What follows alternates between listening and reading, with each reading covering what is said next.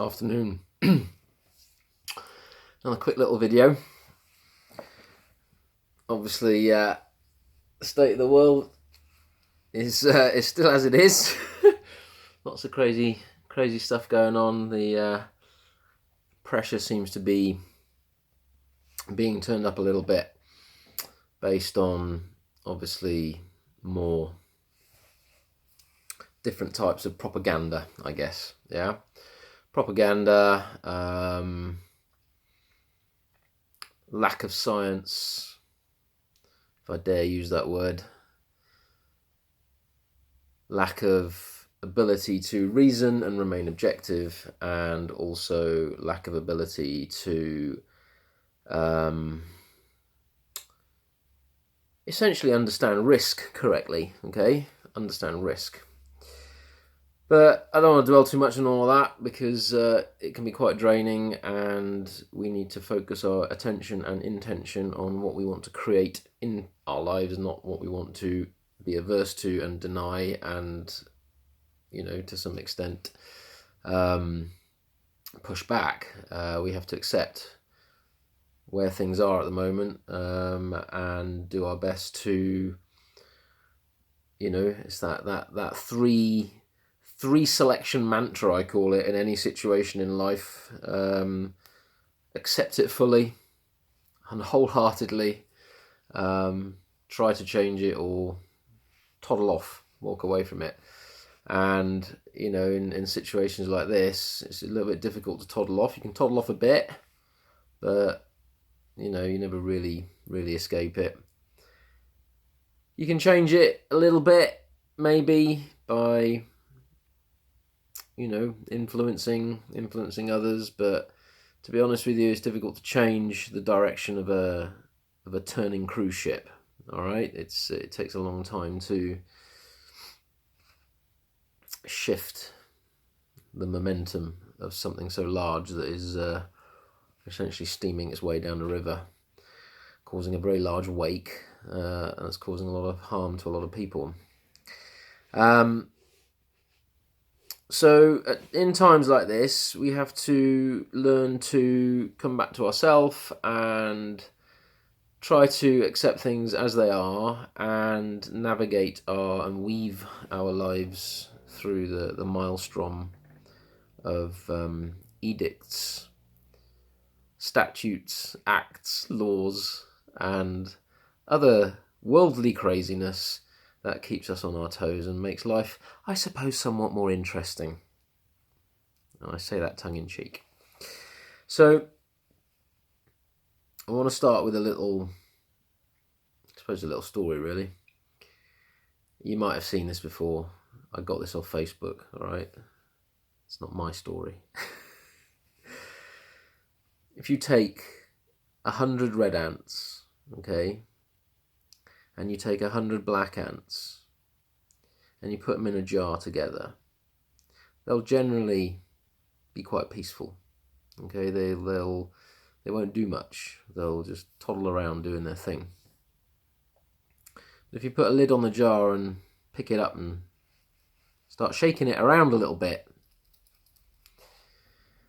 and then pour the ants out of the jar into an open space, they'll start to attack each other. They'll start to violently go to war. And the reason they do this is because the ants aren't particularly self-aware. Okay? It's not the ants' fault that this happens. It's an instinctual reaction. Ultimately, if you want to blame someone, it's the person that's put the ants in the frickin' jar in the first place, picked it up, shaken it, and poured them out.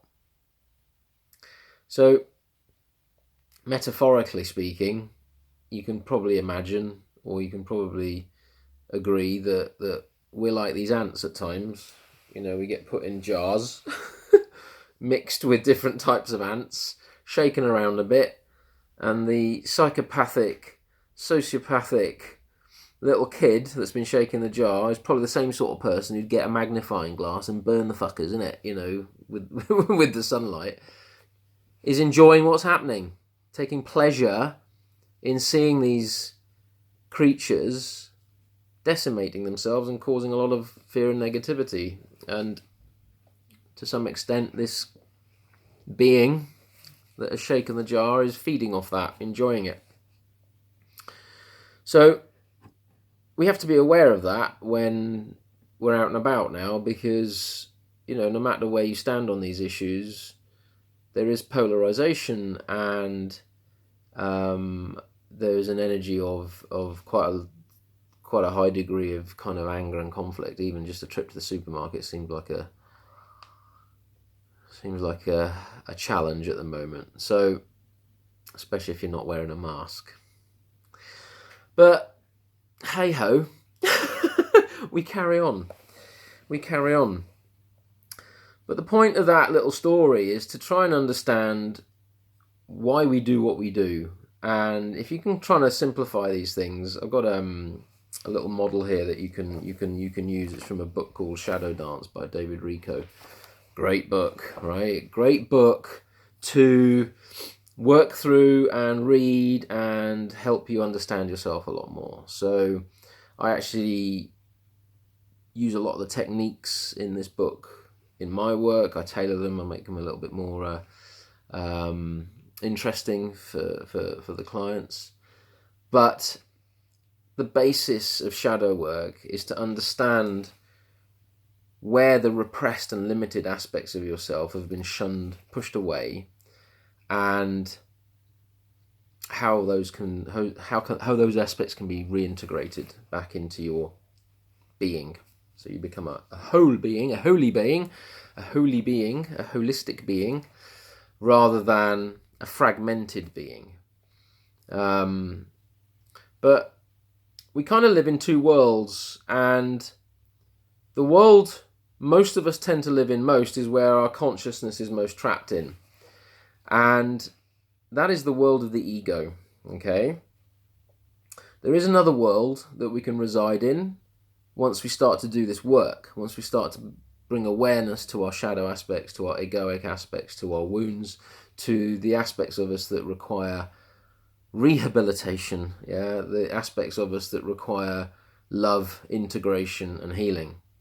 And that is the world of self with a capital S, okay? You could call it the world of the soul, you could call it divinity, you could call it the aspect of you that is more higher self. Some schools call it higher self. Some schools call it the burrata, which is kind of the divine essence, the inner Buddha nature within us, okay? But this world, if all those ants in that jar were living in the world of self, they likely wouldn't be scrapping with each other when they were pulled out onto the pavement, okay?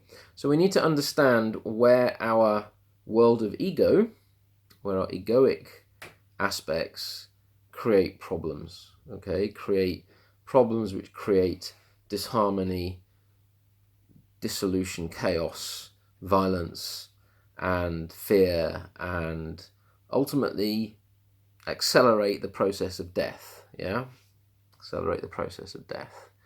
So where we exist in the world of ego, where we exist in the world of materialism, protoplasmic bodies, our protoplasmic creations, the burrata, the inner divine self resides in, okay, that inner divine spark that is you, the real you, resides in. These protoplasmic bodies, okay, belong to Mother Nature. They belong to the cosmos. They belong to the Divine Mother, and she'll want them back at some point, okay? So it's important to build the world of self within us, the world of our soul, okay? And to do that, we have to overcome the world of the ego. We have to take the bull by the horns. We have to take the ox. We have to rein it in. We have to understand it, comprehend it, and to some extent tame it, so that we are building more soul-based, solar-based qualities within us. Okay? And those solar-based qualities, they could be likened to, in the Christian mystic traditions, the body of rebirth, the wedding garment. Okay? The wages for bodies of sin is death, right? But the wages for being, or rather the reward for being reborn, not reworn. You can rewear your clothes, right? But, sometimes you've got to get some new ones, yeah? And these new solar bodies that you develop through work and testing and initiation and resisting temptation, all these kinds of things, create an eternal life for you, officially. Okay? So, it's a path that, if you choose to walk it, in many ways, can be seen within many traditions, okay? I choose the path of shamanism, I choose the path of Gnosticism to develop myself. I like to work with these types of mechanisms, these processes, if you want to call them that. Not religions, they're a process, okay? But there's lots out there that you can use to develop your soul. I'm just going to list some principles that reside within the world of ego and compare them to certain principles which are comparable that reside in the world of self with a capital S. Okay? But I will start with a quote from Mark Antony at Caesar's death, who said that, "Now let the bloody treason flourish over us." Okay? So basically it's a metaphor for what might happen in the world. Okay? What happens in the world, how the world is going to play out with all this stuff that's going on. If we are in our neurotic ego as a populace, as a humanity, the world will play out a certain way. Bloodletting, yeah? Ruthless violence. But if we are in our world of self, things might take a different track. Okay? You can't tell people to wake up. And I can prove that because I've tried. And I've failed miserably, all right? On occasion. Sometimes, succeed. You can't force people to awaken. You can't force people to think the way you think. You have to allow choice, right? You can only live through your own example, and you can only do your best. So the more work you're doing on yourself, the more you're helping humanity grow, ultimately. Because, you might catch someone's attention, you might catch someone's eye and go, you know what, quite interested in that, quite interested in being a bit more at peace, being a bit more accepting of life, being a bit more aware of myself and what's going on. So you kind of lead through your own example, and that's a tough path to walk, because we're all still developing ourselves anyway. We're all still kind of in this kind of warrior spirit where we're trying to grow our souls, and so none of us are really there yet. So we can only live and to some extent teach through our each of our own examples as far as we've got ourselves. And that isn't to point fingers and say, yeah, I'm better than you, you're higher up the mountain than I am. That's just nonsense. As long as you're, moving forward, you're helping. Your service to humanity is through your own dharma, yeah? Yeah, you're turning your karma into dharma. You're transforming the karmic challenges that you've inherited in this life into a dharmic path, into a path of awareness, into a path of consciousness. And that dharmic path can be something that might inspire others to do the same. Okay? So let's go through this list. So in the world of ego, there is punishment. Where have you heard that one before? I'm going to punish you for being a bad person. Yeah? I'm going to punish you. I'm going to punish you, right, until you surrender to my will. In the world of self, there is rehabilitation. Okay? And there's a difference. In the world of ego, there is war. In the world of self, there is negotiated settlements. In the world of ego, there is competition. In the world of self, there is cooperation. In the world of ego, there is a win and a lose. In the world of self, there is a win-win. In the world of ego, there is feud. In the world of self, there is reconciliation. In the world of ego, there is retaliation. In the world of self, there is asking for amends. In the world of ego, there is grudge. In the world of self, there is forgiveness. In the world of ego, there is sarcasm and ridicule. In the world of self, there is harmless humour. In the world of ego, there is control. And I shall highlight that with a big yellow felt tip pen. In the world of self, there is freedom. In the world of ego, there are fear-based decisions. In the world of self, there is courageous risk. In the world of ego, the worst will happen. In the world of self, the best can happen. In the world of ego, there is greed. In the world of self, there is generosity. In the world of ego, there is me first. In the world of self, there is we always. In the world of ego, there is use others. In the world of self, there is respect others. In the world of ego, there is take advantage of weakness. In the world of self, there is treat weakness with kindness. So, quite a long list.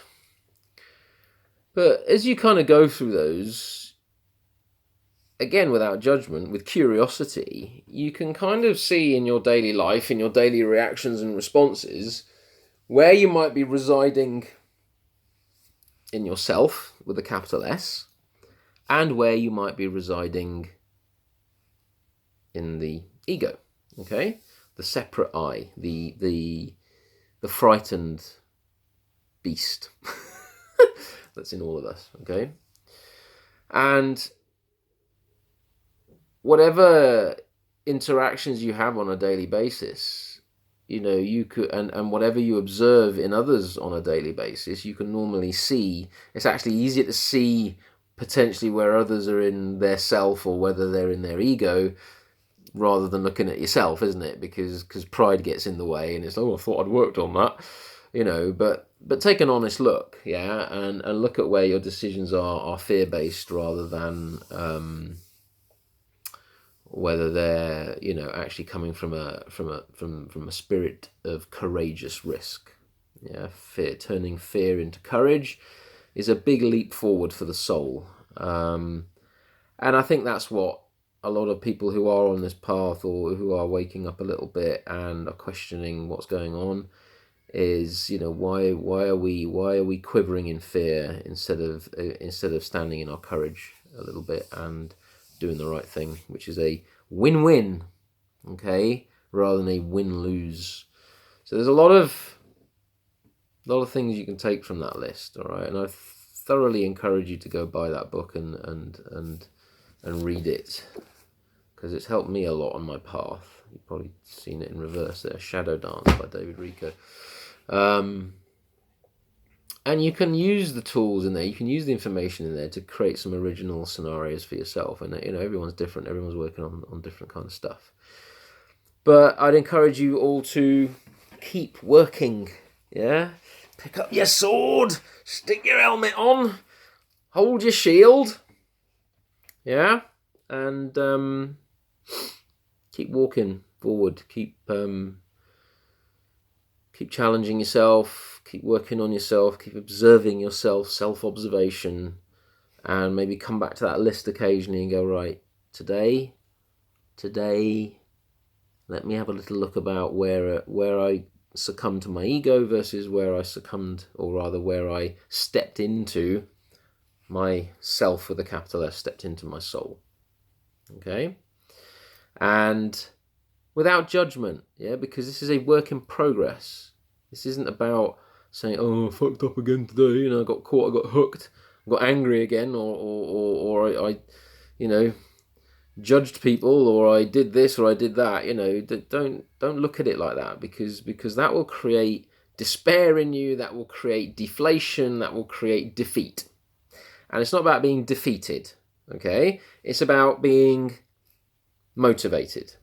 Yeah, and even if you don't feel like doing much on a day, that's fine too. Read a book, do some meditation.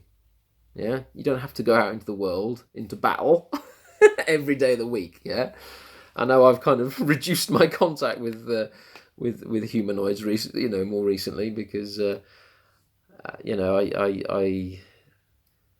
just like silence, and I quite like being still and being on my own, and not having to negotiate the tumultuous patterns of energy that are out there at the moment. But no, I mean, you mustn't be averse to it. So if you've got to go and do your shopping, or if you've got to go and interact with people despite potential differences of opinion or belief or awareness or whatever, go in gently, go in kindly on yourself first, and attempt to do the same with others, because this is only going to start ramping up. Okay, the energies are going to increase before they settle down again.